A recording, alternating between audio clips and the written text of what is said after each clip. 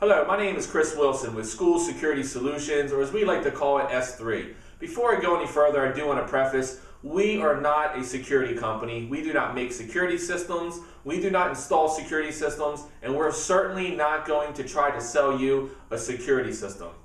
I'm a former high school teacher and athletic coach, I'm a current entrepreneur, but more importantly, I'm a parent.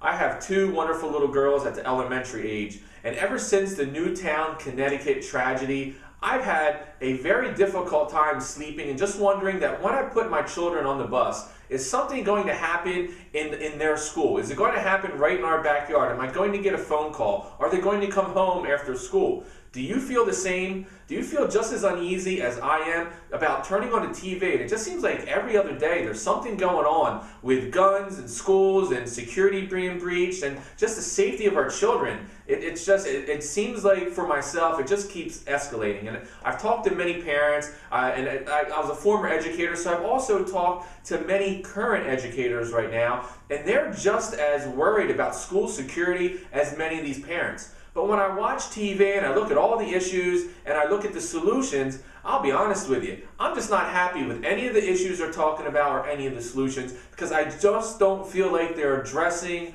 the right needs. I feel like there's a lot of agendas that are happening, but just not a lot of real concern about what we need to do as parents, as administrators, and as a community to make our children safe. What we're going to do in this video is we are going to discuss what we feel are the two main reasons in school security today, and then we're going to talk about two solutions. So anybody right now that's affiliated with a high school, if you are a high school or a school district, or if you're in an outside group that would like to help out the high school and help them solve their security needs, then you're going to want to pay close attention to this video, because at the end of this video we are going to give you information and a program that you can access right now that can solve the two issues that we're going to talk about. So first, let's talk about the issues. Issue number one, I think at this point we can agree that we need some type of high-tech security systems in our school. Now, would you also agree that the main issue revolving around this is funding? Who is going to fund these programs? That's the number one thing. Now, number two is self-image. 80% of the individuals out there have a poor self-image. So if our students don't feel good about themselves, they have low self-esteem, you have bullying, you have so many issues that are going on, what are we doing as parents? What are we doing as a community? But more important, what are the school administration doing to address the self-image of the students? Now, I know some people are watching this and saying, what does a self-image and how students feel, what does that have to do with security within a school? That has everything to do, because if we can produce better citizens that have higher integrity, morals, and values, don't you think the school is going to be safer if we're producing just a much higher quality of children out there? Don't you think that if we can increase the self-image, then we can have the students work with us, they can be more aware, and they can reach out to the students that are just struggling. Sometimes it's a lot easier for students to reach out to other students than it is for adults to reach out to students. So, this is what we feel are the two main issues that need to be addressed. Now let's work through issue number one, funding, and let's get to that solution, and then we'll tackle self-image and that solution. So first, when we talk about funding, do we really think that the government is responsible and the local government is responsible for putting together grants and funding all these security systems? Do you actually think that these programs are going to be around forever? How would you like it if your school took these grants, put in this high-tech security system, actually hired guards, did both, or one or the other, whatever it is, they took all these grants, and next thing you know, the grants dry up. Or a different politician gets into office, a different agenda is run, and the grants get cut. Who then foots the bill if we have security, if we have actual security guards? Who foots the bill if we have maintenance on security systems and upgrades and things like that? Can we actually go to the local community and say, look, we need this, but we need to raise your taxes?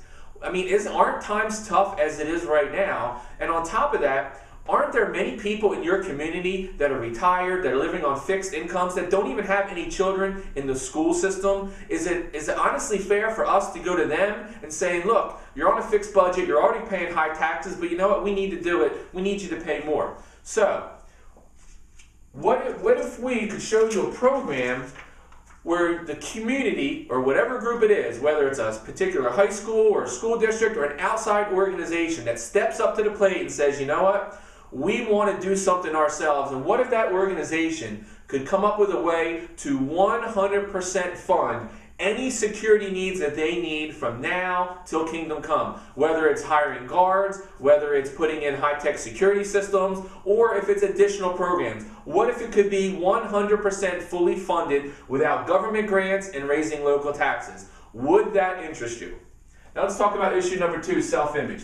Like I just stated, 80% of the population has a poor self-image. Now there's different degrees of a poor self-image, but the longer individuals go in their life, typically the greater their poor self-image becomes. Dr. Walter Staples talks a lot about this in his best-selling book, Think Like a Winner. And you can go on Google and you can start looking up self-image and high school students and population, and you can see how alarming this is. Now, with that being said, what is the formal education system doing for this? Have you talked to any of your administrators in your local high schools, and do they have any programs? What are they actually doing? See, as a former educator myself, I can relate to a lot of the situations that are going on in the formal education arena, because they basically teach our students based off a curriculum, and they only teach what is off that curriculum.